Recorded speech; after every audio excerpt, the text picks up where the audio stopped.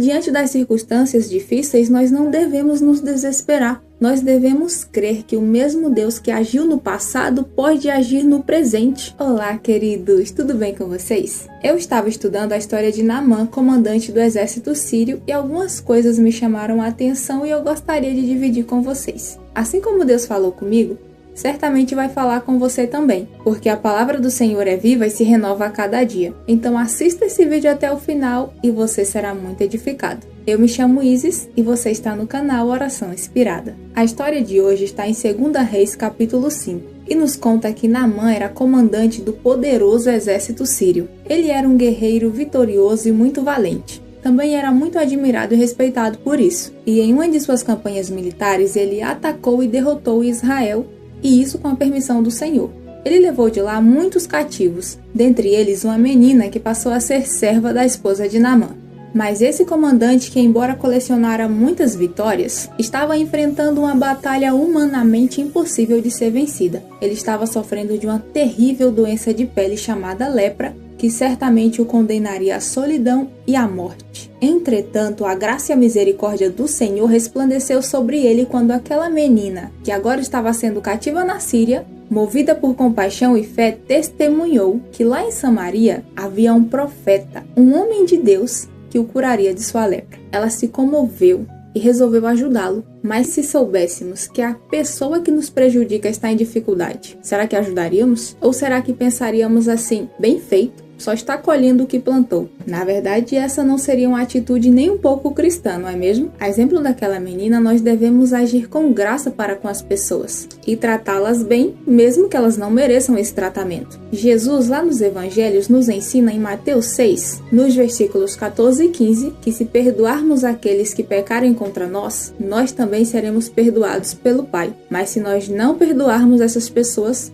o Pai também não vai perdoar as nossas ofensas. No caso de Naamã, o perdão lhe abriu a porta para que ele pudesse conhecer a Deus e assim ter a sua vida transformada. Então ele, que estava triste e preocupado, pensando talvez no triste fim que teria, se encheu de esperança e foi pedir autorização do rei da Síria para que ele pudesse encontrar o profeta lá em Israel. O rei autorizou que ele fosse e mandou junto com ele uma carta de apresentação. Naamã reuniu uma comitiva para acompanhá-lo e levou também muitos presentes, entre eles 350 quilos de prata, uns 70 quilos de ouro e umas 10 mudas de roupas caríssimas para presentear o profeta. Então Naamã seguiu viagem com toda aquela comitiva e muitos carros com presentes e chegou até o rei de Israel e lhe apresentou a carta. O rei, quando leu aquela carta, ficou aterrorizado e de tanto medo rasgou as suas roupas, de tamanho desespero. Mas o que será que havia de tão assustador naquela carta, hein? Eu vou te contar assim que você inscrever-se no canal.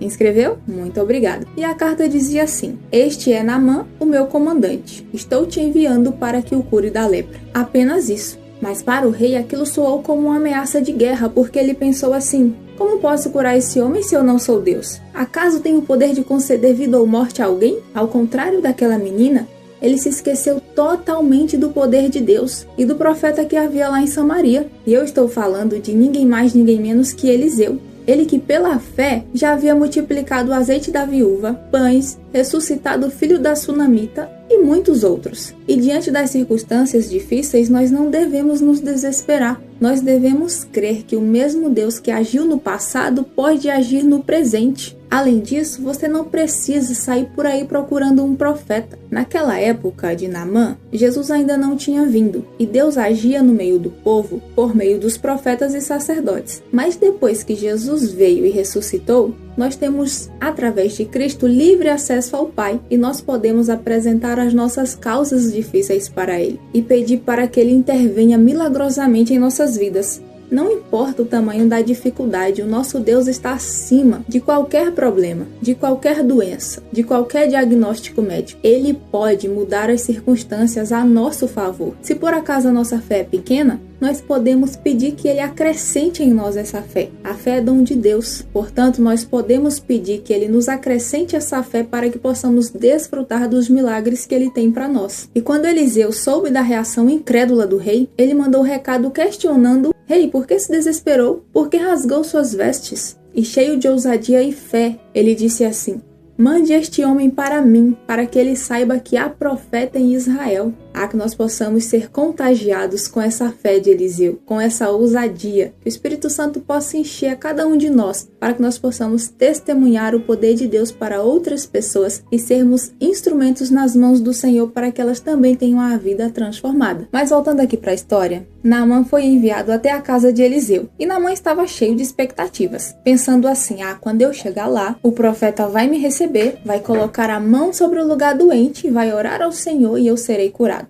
Mas não foi bem isso que aconteceu. Eliseu nem ao menos o recebeu, apenas mandou o recado de que era para Naamã mergulhar 7 vezes no Rio Jordão. Quando Naamã percebeu que as suas expectativas foram frustradas e que as coisas não iam acontecer do jeito que ele queria, ele ficou furioso, indignado, e deu meia volta para retornar ao seu país. Ele também não queria mergulhar no Rio Jordão, já que considerava que os rios da Síria eram muito melhores que os rios de Israel. E por causa do orgulho, ele desistiu e quase perdeu sua bênção. A sorte dele é que Deus é misericordioso e fez com que aqueles que o acompanhavam insistissem para que ele cumprisse a simples ordem do profeta. E assim ele fez. Ele deu os 7 mergulhos no Rio Jordão. E após o 7º mergulho, a sua pele ficou curada e renovada como a de um bebê. E maravilhado, ele retornou até a casa de Eliseu, que dessa vez o recebeu, e Naamã pôde declarar: agora eu sei que em toda a terra não há Deus, senão em Israel. E ele também prometeu fidelidade ao Senhor, reconhecendo a sua glória e majestade. E quanto aos presentes, Eliseu não aceitou nenhum presente, para mostrar que a fé não deve ser comercializada. Afinal de contas, quem cura é Deus. Eliseu foi apenas um instrumento. Infelizmente, muitas pessoas usurpam a glória de Deus para si e acabam se deslumbrando com presentes e ofertas. Completamente o contrário do que a Bíblia nos ensina. Outra coisa muito interessante nessa história é que o personagem Naamã prefigura a obra redentora de Cristo, que trouxe cura e salvação não apenas para judeus, mas para toda a humanidade. Os judeus acreditavam que a aliança que Deus fez com Abraão incluía apenas os judeus no plano da redenção. Mas em toda a Bíblia, Deus deu sinais de que mesmo antes da fundação do mundo, o plano da redenção seria estendido para toda a humanidade, unindo todo aquele que crê em Jesus